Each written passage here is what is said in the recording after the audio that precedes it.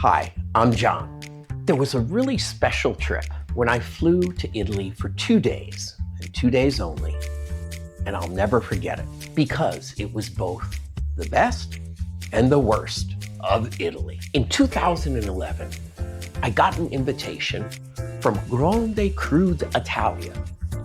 It's the official organization of 120 of the most prestigious Italian wineries.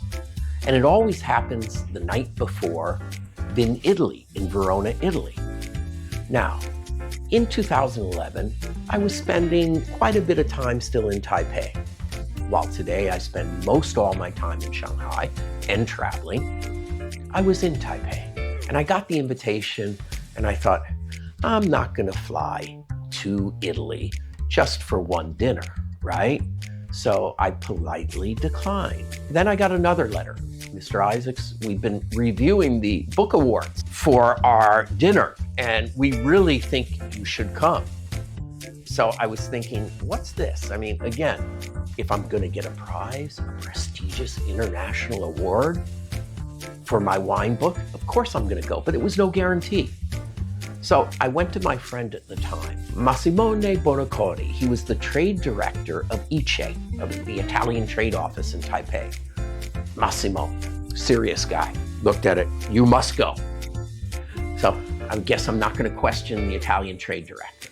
So I planned a trip, day and a half flying to Italy and then taking transport to Verona and then flying back, only 2 nights in Italy. So I flew to Rome from Taipei. When I arrived in Rome, I was greeted by the Taiwan representative of the Vatican because at the time he was a friend of mine.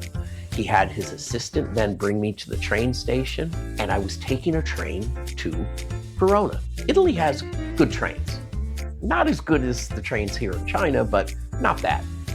But it was crowded and it was chaotic. And the representative of the Vatican office for Taiwan said, be careful of the gypsies. I didn't really know what he was talking about, but I do know that I had my bag there on the seat.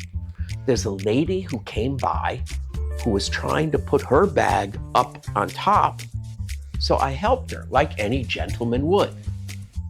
As soon as I got back to my seat, I saw that my black leather bag was open. And I did notice before, but I didn't think of anything, that there was a lady with children. And I frantically searched my black leather bag. I felt my passport, but my wallet was missing. My wallet had my credit card, it had all my money, and I knew I had no chance. And of course, Italy is Italy. So I immediately told the train people. They're like, like, you stupid American, you should have prepared better, you know? Nothing I could do, I couldn't miss. I am on the train. I called the trade office and the trade director who had then gone to Verona, and I said, hey, please help me. I got no money. I'm arriving in Verona train station. My wallet was stolen. He said, okay. The trade director met me at the train station, gave me a few €100 and said, we made a police report. But then again, it's not like the police said, we're really gonna do something. It's not like they were saying, okay, you know, it happens. And then I remember one thing that the trade director told me, John, well, don't feel too bad. Probably she needs the money more than you for her family. And I thought, I was angry and I felt stupid. I should have been smarter about it. I called Taiwan.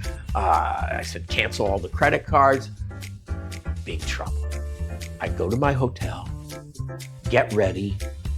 I change into black tie for the formal Grande Cru d'Italia dinner. I'm sitting at table 1. There were maybe 200 tables. The most famous wine people of Italy, media people from around the world, and I'm at table 1. And who's there? Marchese Antonore, Marchese Frescobaldi, 2 of the great noble families. And these were the patriarchs of 1,000 years of wine history. So I had a feeling, but I didn't know, am I really going to win something? Is this day going to get any better? And so I'm sitting there and all awards keep coming and keep coming and keep coming. And then finally, and I thought, maybe not. But then, okay, best international wine guide. And I think everybody there, by that point, including myself, thought, who was going to win this? Because included in my competition was Wine Advocate, Parker's wine guide, and he had won several years. So I figure, I shouldn't have come.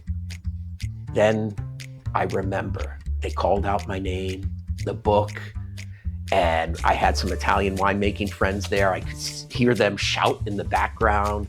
I go up on stage. I still have this picture. Frescobaldi, Marchese Frescobaldi gives me the award. I say a few words of appreciation. I get back to my table and I said, damn, this is a pretty good day.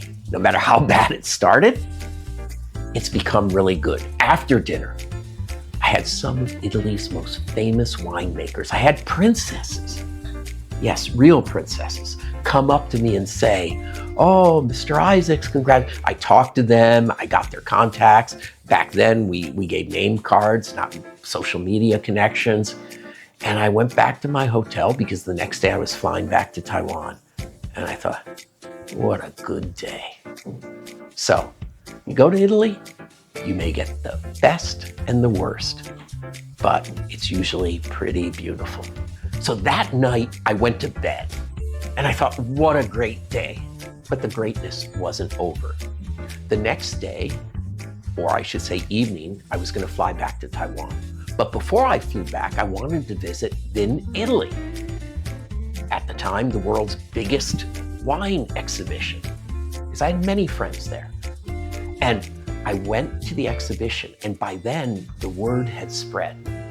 Not just that I won the best international wine guide, no, but that I was robbed, that I lost all my money.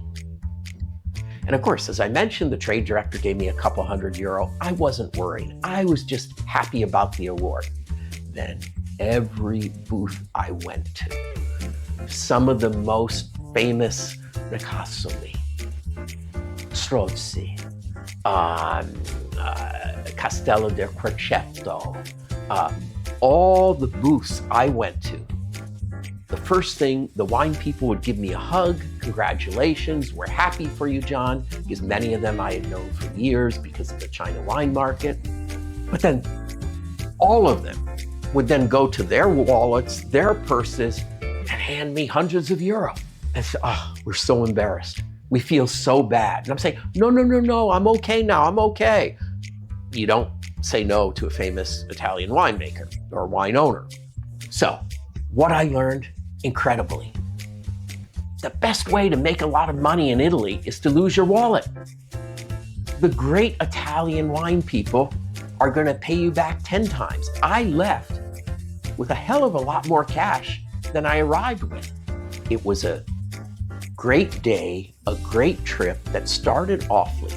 So remember one thing, when you go to Italy, be prepared for surprises. But you will always be welcomed. You'll have wonderful experiences because they're great people.